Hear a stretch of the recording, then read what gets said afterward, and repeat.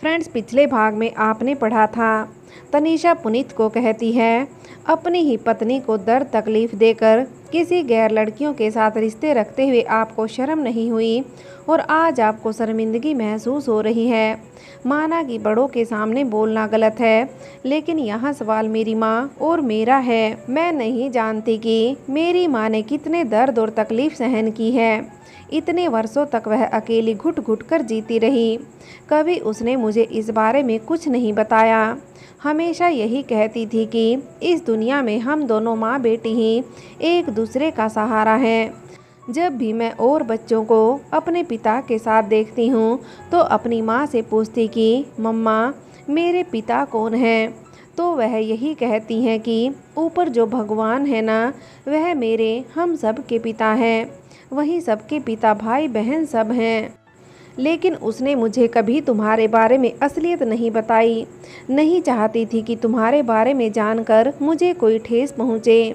लेकिन जब एक बार किसी ने मुझसे नाजायज़ कहा और मेरी माँ से बदचलन, तब मेरे जिद करने पर रोने पर कि मैं कौन हूँ, कौन मेरे पिता हैं, क्या मैं एक नाजायज़ ही हूँ, यह सुनकर मेरी तसल्ली के लिए यह सोचकर मेरी माँ ने मुझे सच्चाई बताई कि कहीं मेरे मन में कोई गलत बात ना बैठ जाए।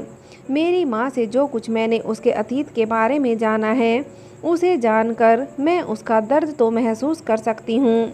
जब अपनी माँ के अतीत के बारे में जानकर मुझे इतना दुख हो सकता है, तो फिर मेरी माँ ने कितना दुख सहन किया होगा। जिस समय मेरी माँ को आप सबकी ज़रूरत थी, उस समय तो आप सब ने मेरी माँ का साथ नहीं दिया। कितनी सी उम्र थी मेरी माँ की जब उसने अपनी 6 महीने की बेटी को सीने से लगाए घर छोड़ा था। जिस उम्र में हर औरत अपने पति और बच्चों के साथ सुखी जीवन के सपने संजोती होती है, भगवान से अपनी खुशी के लिए प्रार्थना करती है, उस उम्र में मेरी माँ दर दर की ठोकरें खाने के लिए मजबूर हो गई और आज आ गए अपने बाप का हक जमाने। उस समय कहाँ थे आप सब जब मेरी माँ दर दर की ठोकरें खा रही थी मुझे लिए हुए। मेरी माँ मेरे पालन पोषण के लिए दिन रात मेहनत करती थी, बीमार होती थी, लेकिन मुझे दिखाने के लिए हमेशा चेहरे की मुस्कान बनाए रखती थी। खुद दिन रात मेहनत करती थी, एक पल का आराम तक नहीं करती थी, लेकिन मुझे हमेशा राजकुमारियों की तरह रखा। कभी किसी चीज़ की दिक्कत नहीं होने दी। जब मेरी माँ को लोगों से यही शब्द सुनने के लिए मिलता था कि वह एक बदचलन है और मैं उसकी नाजायज़ औलाद हूँ जिसे लेकर वह छुपती फिर रही है, उस समय क्या बीती होगी मेरी माँ पर, कभी सोचा है आपने? जब हर स्कूल के बच्चे तक मुझे चिढ़ाते थे, जब सब बच्चे अपने पापा के साथ आते थे तो मुझे कमी खलती थी अपने पापा की, तब कहाँ थे आप? लेकिन मेरी माँ ने हर कदम पर मेरा साथ दिया। जब मेरी माँ बीमार हो जाती और मैं बहुत छोटी होती तो उस समय हमें तुम्हारी ज़रूरत थी, लेकिन तुम नहीं थे उस समय, तो तुम अपनी दूसरी बीवी के साथ खुश थे ना? तो आज फिर क्यों आए हो यहाँ अपना हक जमाने के लिए? आज हम जब अपनी दुनिया में खुश हैं तो क्यों आए हो हमारी हंसती खेलती दुनिया को आग लगाने के लिए? आज हमें आपकी और इन सब लोगों की कोई ज़रूरत नहीं है। आप हम दोनों माँ बेटी के जीवन पर एक काले ग्रहण की तरह हो, जिन्हें हम अब कभी नहीं लगने देना चाहते। आप सबकी नज़रों में मेरी माँ तो बदचलन है ना, मैं किसी नाजायज़ की औलाद हूँ ना, तो फिर क्यों आज आप उसी बदचलन बीवी और नाजायज़ बेटी को अपनाने के लिए आए हैं? बोलिए आप। यह सुनकर पुनीत की आंखों में आंसू आ गए और उसका सिर शर्म से नीचे झुक गया। उसके पास कहने के लिए कोई शब्द नहीं बचे थे। तनीषा के मुंह से कड़वी सच्चाई सुनकर अब पुनीत के पास कहने के लिए कुछ नहीं बचा था। उसकी गर्दन शर्म से नीचे झुक गई थी और आंखों से झरझर आंसू बह रहे थे। तभी देविका के पापा आगे आए और तनीषा से बोले, बेटी, जो कुछ भी हम सब ने तुम्हारे और देविका के साथ किया है वह तो हम नहीं लौटा सकते, लेकिन हम दिल से शर्मिंदा हैं। गलती किससे नहीं होती बेटा, हर किसी से हो जाती है, लेकिन वह गलती माफ़ भी तो हो सकती है ना बेटा। यह सुनकर तनीषा बोली, गलती हर किसी से हो जाती है, लेकिन जो अनजाने में हो वह गलती होती है, लेकिन जो जानबूझकर किया जाए वह एक तरह का पाप होता है। जिसकी कोई माफ़ी नहीं होती। और आपके चंद शब्द माफ़ी के बोल देने से मेरी माँ और मेरे गुजरे हुए दिन तो वापस नहीं आ जाएंगे ना। क्या लौटा सकते हो आप मेरी माँ को अपना गुजरा हुआ जीवन? क्या लौटा सकते हो आप मुझे वह बचपन जो मैंने खोया है? नहीं लौटा सकते ना। तो फिर किस चीज़ की माफ़ी मांगने आए हो आप सब लोग यहाँ पर? मेरी माँ दिल की सच्ची और अच्छी हैं, वह आप लोगों को माफ़ कर सकती हैं, लेकिन मैं नहीं। मैं आप लोगों को कभी माफ़ नहीं करूँगी। मेरी माँ शायद आपको अपनी ज़िंदगी में वापस जगह दे भी दे, लेकिन मैं कभी आपको अपना नहीं मानूंगी। मेरे लिए मेरी मम्मा ही सब कुछ है। सुनकर पुनीत बोला, बेटा एक बार माफ़ कर दो, मैं तुम सब के साथ फिर से अपनी ज़िंदगी जीना चाहता हूँ। तुम दोनों माँ बेटी को हर वह खुशी देने की कोशिश करूँगा जिनकी तुम हकदार हो। यह सुनकर देविका, जो काफ़ी देर से चुप थी, वह गुस्से में बोली, कभी नहीं। अगर मैं आप लोगों को माफ़ भी कर दूँ ना, तो भगवान आप लोगों को कभी माफ़ नहीं करेगा, समझे आप? और यह मत सोचो कि आप लोगों को माफ़ करने से मैं फिर से तुम लोगों को अपनी ज़िंदगी में जगह दे दूँगी। तुम लोगों के लिए मेरी ज़िंदगी में कोई जगह नहीं है। और किस खुशी की बात कर रहे हो आप लोग? सही कहा मेरी बेटी तनीषा ने। क्या लौटा सकते हो आप लोग वह सब कुछ जो हम दोनों माँ बेटी ने खोया है? अगर नहीं लौटा सकते ना, तो फिर किस माफ़ी की बात कर रहे हो? और एक दिन आप जैसे शरीफ लोगों ने मुझ जैसी बच्चलन को सहारा देने से मना किया था ना, तो आज आप जैसे शरीफों के लिए मुझ जैसी बच्चलन की ज़िंदगी में भी कोई जगह नहीं है। सुना आप लोगों ने, आज मैं अपनी बेटी के साथ खुश हूँ। आज हम दोनों माँ बेटी ही एक दूसरे की दुनिया हैं। अब हमारी एक अलग ही दुनिया है जहाँ हम खुश हैं हम अपनी ज़िंदगी में। अब हमें किसी की कोई ज़रूरत नहीं है। नहीं चाहिए तुम जैसे शरीफों की परछाई मुझे, ऐसी बच्चलन और तनीषा जैसी नाजायज़ बेटी पर। देविका गुस्से में चीखते हुए बोली।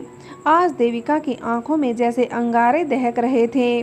फिर वह बोली, इसलिए मैं आप सब लोगों से ज़्यादा कुछ तो कहना नहीं चाहती, बस हाथ जोड़कर यह विनती करती हूँ कि आप लोग यहाँ से चले जाइए और फिर कभी लौट कर मत आना हमारी ज़िंदगी में।